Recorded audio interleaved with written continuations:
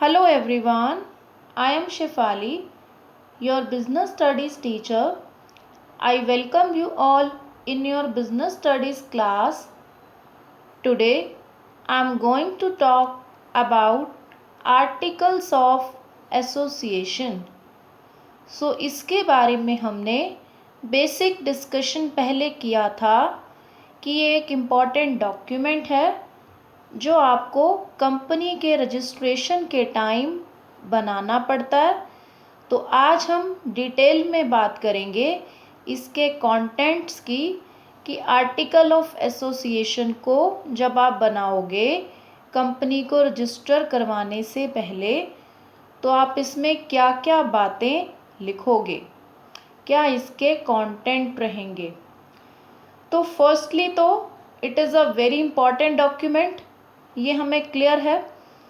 अब देन बात करते हैं कि मेमोरेंडम ऑफ एसोसिएशन जो हमने लास्ट वीडियो में डिस्कस किया, वहाँ मैंने कहा था कि कंपनी अपने ऑब्जेक्टिव्स को मेंशन करती है कि हमने कंपनी बनाई क्यों है, क्या हमारा उद्देश्य है, क्या हमारे ऑब्जेक्टिव हैं।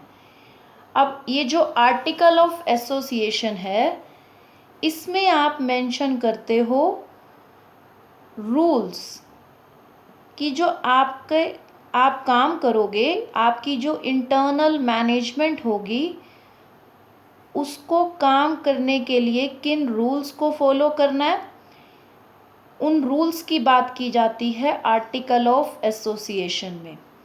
या मैं और अगर इसको सिंप्लीफाई करूं तो आर्टिकल ऑफ एसोसिएशन आपको मोड का मतलब होता है किसी चीज़ का कोई वे, हिंदी में आप कह सकते हो तरीका या रास्ता बताता है आपको कि आप अपने ऑब्जेक्टिव्स को कैसे अचीव करोगे।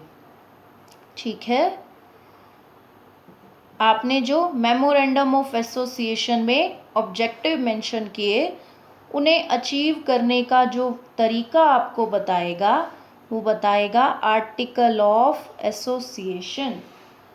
अपने आप में इम्पोर्टेंट हुआ क्योंकि ये आपको एक रास्ता बताएगा यानी रूल्स बताएगा कि काम को कैसे करना है। तो उस काम को जो करने का मेथड, रूल्स सब कुछ डिफाइन होगा, वो आपका आर्टिकल ऑफ एसोसिएशन में होगा। तो अब इसके कंटेंट्स की बात करें, एंड ऑब्वियसली ये कंपनीज एक्ट 2013 के अकॉर्डिंग बनाया जाता है। वन थिंग, दूसरी बात हमने ये पहले भी डिस्कस किया था कि पब्लिक कंपनी जो होती है उनके लिए बनाना ज़रूरी नहीं है, चाहे तो बनाएं, अगर नहीं बनाती तो उन्हें कंपनीज एक्ट 2013 की एक टेबल ए है उसको फॉलो करना पड़ेगा। और वो रजिस्ट्रेशन के टाइम रजिस्ट्रार को लिखेंगी कि we are registering without article of association और हम फॉलो कर रहे हैं टेबल ए को। तो जो कंपनियां बनाएंगी, प्राइवेट के लिए तो देखो ज़रूरी है ही, और जो पब्लिक कंपनी भी बनाना चाहे तो क्या कंटेंट रहेंगे इसके, उन कंटेंट्स की हम बात करेंगे। तो फर्स्टली आप इसमें जो है वो लेते हो कि जो भी आप प्रीलिमिनरी कॉन्ट्रैक्ट्स करोगे, मतलब रजिस्ट्रेशन से बिफोर कोई कॉन्ट्रैक्ट में अगर आप आना चाह रहे हो तो उसके लिए आप जो है रेटिफिकेशन मतलब कंसेंट या कंफर्मेशन का मोड क्या रहेगा। किसी कॉन्ट्रैक्ट में आना चाह रहे हो तो उस कॉन्ट्रैक्ट के लिए मोड ऑफ रेटिफिकेशन क्या रहेगा। रेटिफिकेशन का मतलब होता है मंजूरी देना, तो उस मंजूरी को देने का क्या तरीका रहेगा ये मेंशन करता है आर्टिकल ऑफ एसोसिएशन। देन ये आपको बताता है कि आपके जो वेरियस टाइप्स के शेयर हैं, division of various types of share और डिबेंचर्स, यहाँ पे उनके क्या राइट्स रहेंगे, यानी उनके पास क्या अधिकार होंगे, शेयर होल्डर के भी और डिबेंचर होल्डर्स के भी। यहाँ पर एक तो देखो शेयर दो तरह से होते हैं, एक होते हैं प्रेफरेंस शेयर, दूसरे होते हैं इक्विटी शेयर। दोनों के अलग अलग राइट्स होते हैं। इनके बारे में डिटेल आगे आने वाले टाइम में आप पढ़ोगे। अभी के लिए इतना है कि इनके दो अलग अलग टाइप्स के नाम हैं, एक प्रेफरेंस, एक इक्विटी। इनके अकॉर्डिंग इनके कुछ राइट्स होते हैं। प्रेफरेंस वालों को प्रायोरिटी मिलती है पेमेंट में, इसीलिए उनका नाम प्रेफरेंस है, और इक्विटी वालों को पेमेंट बाद में मिलती है। सो अभी के लिए एक बेसिक इंट्रो बहुत है इसका। तो यहाँ पर ये टाइप्स ऑफ शेयर हमारे कौन से हैं उसको बताता है, और उनके क्या राइट्स रहेंगे, क्या अधिकार रहेंगे, ये आपको आर्टिकल ऑफ एसोसिएशन बताता है। देन आप अपने शेयर्स को कैसे इशू करोगे, मोड ऑफ इशू और अलॉटमेंट क्या रहेगा आपके शेयर्स का, कैसे इशू करना है, प्रोस्पेक्टस के थ्रू करना है या फिर स्टेटमेंट जो है वो बिना प्रोस्पेक्टस किए issue, statement in लिeu of prospectus से करना है, और आपका जो है वो मिनिमम सब्सक्रिप्शन जो है वो क्या रहेगा। बेसिकली ये सब्सक्रिप्शन जो है वो मिनिमम 90% होता है, कि 90% शेयर्स के लिए एप्लीकेशन आना ज़रूरी है, अदरवाइज़ हम इशू ही नहीं कर सकते। देन आप आगे जो शेयर्स पे बाकी की इंस्टॉलमेंट्स मंगाओगे उसके क्या रूल्स रहेंगे, rules regarding calls on share. ये कॉल का मतलब यहाँ पर यही है कि जो शेयर्स पे इंस्टॉलमेंट में पैसा आएगा, आपने पब्लिक को शेयर इशू किए, वो एक बार में पूरा पेमेंट नहीं करते, थोड़ा थोड़ा करके हम उनसे मंगाते हैं, उन्हें कहा जाता है कॉल्स। तो उन कॉल्स को मंगाने के लिए क्या रूल रहेंगे आपके पास। देन अपनी कैपिटल को इंक्रीज़ करना है या डिक्रीज़ करना है, तो उसके लिए कैसे करोगे, कैपिटल को बढ़ाने घटाने के लिए क्या रूल्स को फॉलो करोगे आप। Then payment of underwriting commission. Underwriting commission होता है कि जब जो शेयर इशू के टाइम पे जो पर्सन आपकी हेल्प करते हैं उनको आप जो है वो कमीशन पे करते हो, that is underwriting commission. Then other कोई ब्रोकरेज है, अदर कोई कमीशन है, तो उसकी पेमेंट के रिगार्डिंग रूल्स। उसके बाद डिवीज़न या कंसोलिडेशन ऑफ शेयर्स, कि शेयर्स को मैं मर्ज कर रही हूँ आपस में, दो टाइप ऑफ शेयर को मैंने कोई कन्वर्ट कर दिया, या जो अलग अलग टाइप्स के शेयर हैं उनके बारे में डिस्कशन होगा आर्टिकल ऑफ एसोसिएशन में। देन कंपनी की जो मीटिंग्स हैं उसके रिगार्डिंग क्या रूल्स रहेंगे, कि कंपनी जो है वो मीटिंग्स जो कंडक्ट करती है ड्यूरिंग द ईयर डायरेक्टर्स की, उसके क्या रूल्स रहेंगे, कितनी बार मीटिंग कंडक्ट होगी, ये सब चीज़ें।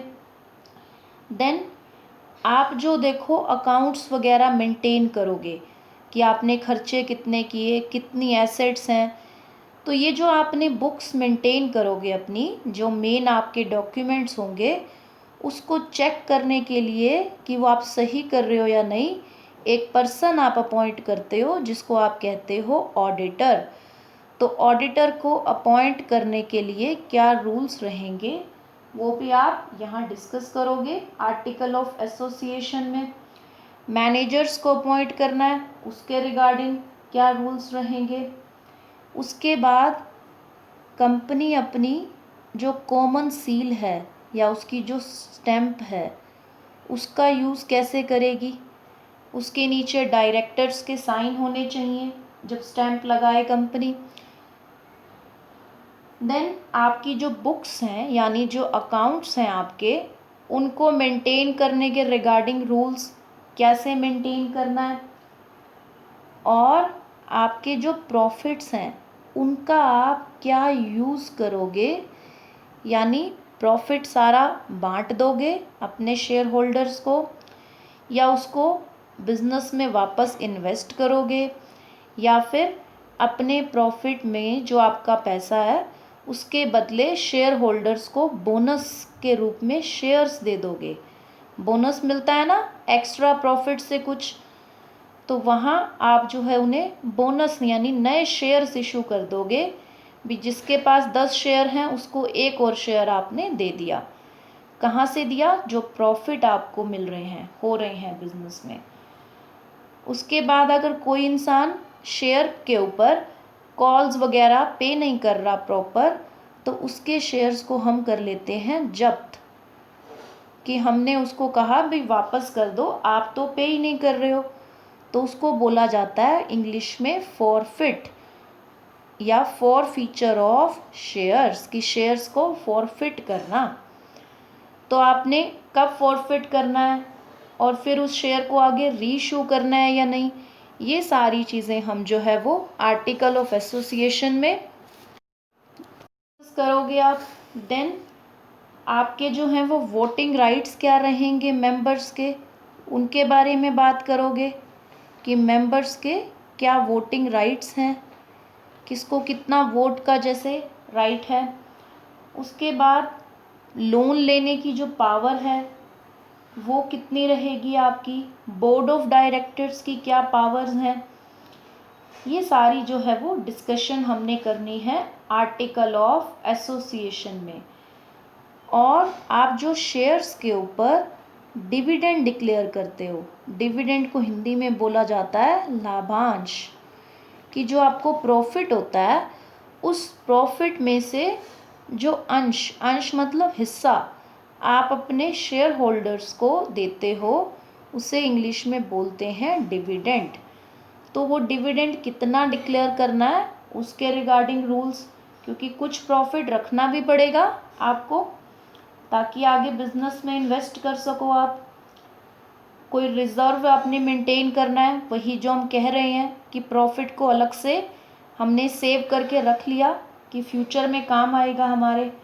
और एट लास्ट कंपनी जब बंद होगी उसको कहते हैं वाइंडिंग अप ऑफ कंपनी, कि वाइंड अप कर देना, सारे बिजनेस को समेट दिया। तो वो आपने उसका क्या प्रोसीजर रहेगा उस सब के बारे में भी आपने बात करनी है। तो ये सारे आपके कंटेंट्स हैं जो आप आर्टिकल ऑफ एसोसिएशन में कंसीडर करोगे और इन सब को इंक्लूड करोगे। That's all for today. Thank you so much.